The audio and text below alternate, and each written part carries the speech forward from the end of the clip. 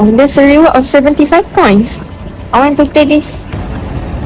I'm sure you have heard the word cryptocurrency so many times, right? But what does it mean and how does it actually work? In short, cryptocurrency is a digital money secured by cryptography. It does not have physical form and operates on decentralized blockchain networks, allowing peer-to-peer transactions without middlemen like banks and government.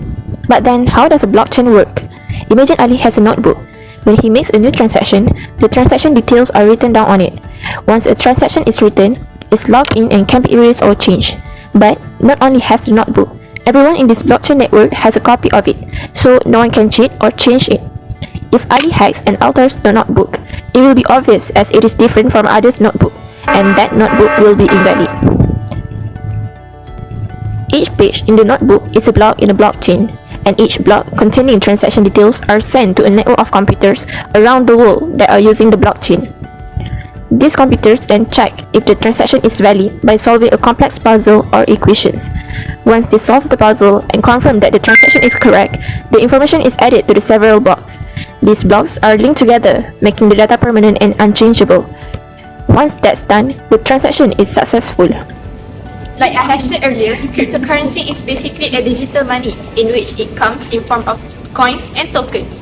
But did you know that coins and tokens are actually a different thing?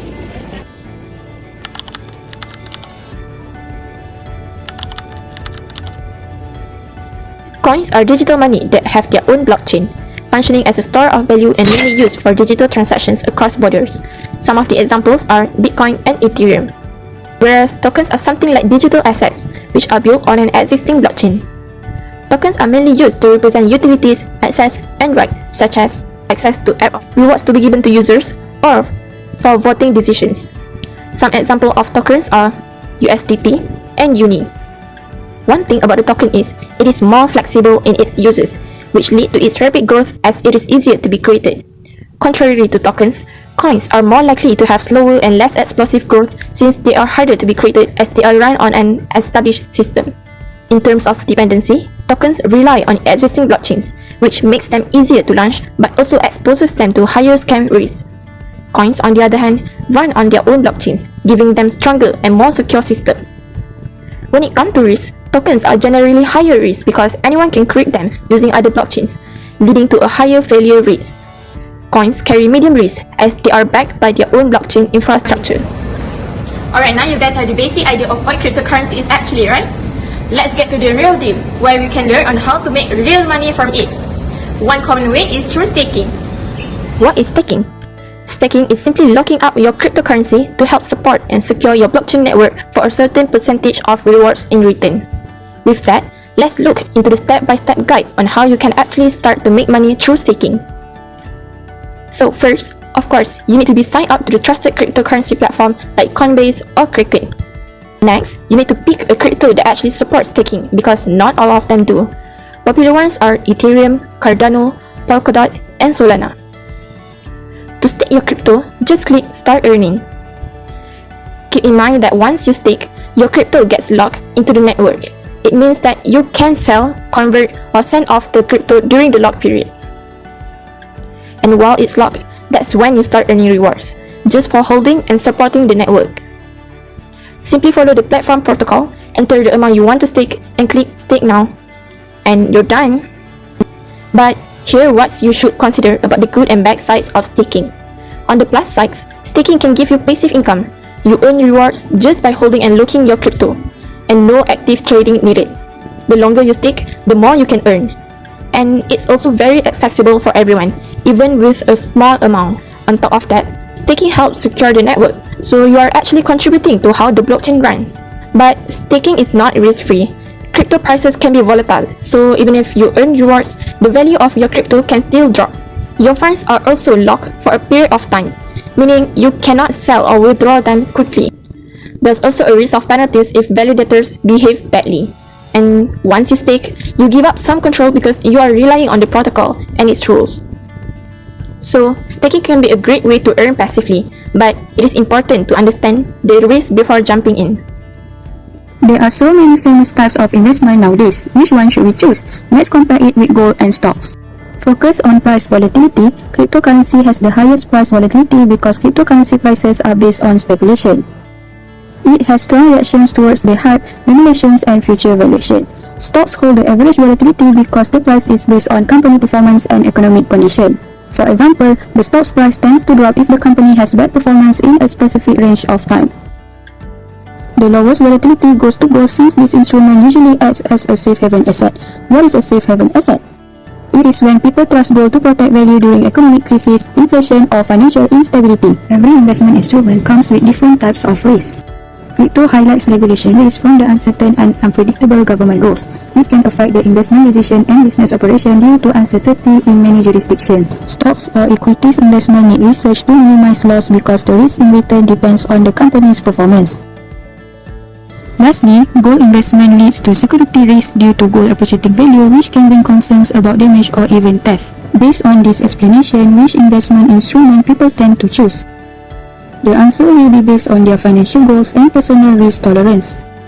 Investors should also stay informed about macroeconomic trends and market cycles while adjusting their investment mix. Stocks are preferred because they offer strong historical growth, dividends, and operate within a regulated environment. For those who prioritize safety and wealth preservation, gold is the popular choice, since it remains stable during economic uncertainty with a smaller range of price movement. Meanwhile, cryptocurrency is generally preferred by risk-tolerant investors who are seeking high potential and valuable returns, which are comfortable with extreme price volatility and risk. This is also because crypto can be called as non-productive assets which have no intrinsic cash flow or earning like normal business. Hence, the value is driven by supply and demand, which involves speculation in future value. Moving on to the next part, I will be explaining on the policies and regulations of cryptocurrency in Malaysia. This part will focus on three main areas. The first is the Sharia perspective on cryptocurrency in different scenarios. Second is policies and regulations of Bank Negara Malaysia and also Malaysia government. Lastly, I will compare Malaysia's approach to different countries such as US and also China. Now let's delve into Sharia rulings on cryptocurrency in different scenarios. From the Sharia perspective, scholars do not have a single unified ruling on cryptocurrency. Instead, they analyze it based on how it is used. In the first scenario, cryptocurrency is used as a medium of exchange to buy goods and services. Scholars question whether cryptocurrency can be considered money because it is highly volatile and not widely accepted as legal tender. This volatility will create gharar, leading to excessive uncertainty. Some scholars allow its use conditionally if both parties agree and the transaction is transparent, free from riba, while others advise caution due to instability. In the second scenario, cryptocurrency is treated as an investment. Many investors buy crypto hoping its price will rise. However, Sharia scholars raise concerns because extreme speculation resembles noisy or gambling. Short-term trading and price speculation are generally discouraged or prohibited, while long-term holding is still debated and viewed with caution. In the third scenario, cryptocurrency is used in definance activities such as staking and lending. Here, scholars are more concerned. Fixed or guaranteed return resemble riba, which is prohibited in Islam. And in addition to that, smart contracts are complex and not fully understood by users, increasing gharar in the contract. As a result, most refinancing lending is considered not Sharia compliant, while staking may be conditionally permissible depending on its structure and purpose. Next is the policy and regulations of Bank Negara Malaysia and the Malaysia government. Cryptocurrency is regulated mainly by Bank Negara Malaysia and the Security Commission Malaysia. Malaysia does not ban cryptocurrency, but it also does not recognize it as a legal tender. Only Ringgit Malaysia is a legal tender. Bank Negara Malaysia focuses on financial stability, payment system safety, and anti-money laundering. It frequently warns the public about risks such as price volatility and fraud. The Security Commission Malaysia regulates cryptocurrency as a digital or investment assets. It licenses digital asset exchanges and requires strict compliance with rules such as KYC, AML, and investor protection. This shows that Malaysia adopts a moderate and controlled approach, allowing crypto trading under regulation. Lastly, I will compare Malaysia's approach to other different countries such as US and China. In the United States, cryptocurrency is legal but heavily regulated. Multiple agencies are involved, including the Securities and Exchange Commission and the Commodity Futures Trading Commission. Crypto is widely used by individuals and institutions, and regulated exchanges and ETFs operate legally. However, unclear rules lead to legal disputes and enforcement actions. The US approach supports innovation but increases the compliance risk. In contrast to China, where it takes a very strict approach, crypto trading, exchanges, and mining are banned. The government believes cryptocurrency threatens financial stability and state control over the money. Instead, China promotes its own central digital currency bank, the digital yuan, which is fully controlled by the government. In conclusion, different countries regulate cryptocurrency based on their priorities. United States focus on innovation through regulation, while China prioritizes state control, and Malaysia adopts a balanced approach that allows regulated trading while emphasizing consumer protection and Sharia compliance. To conclude, cryptocurrency presents both opportunities and risks. Where in our country, Malaysia, we adopt a moderate and controlled regulatory approach where Sharia rulings depends on how cryptocurrency itself is used. Global approach differ based on the national priorities.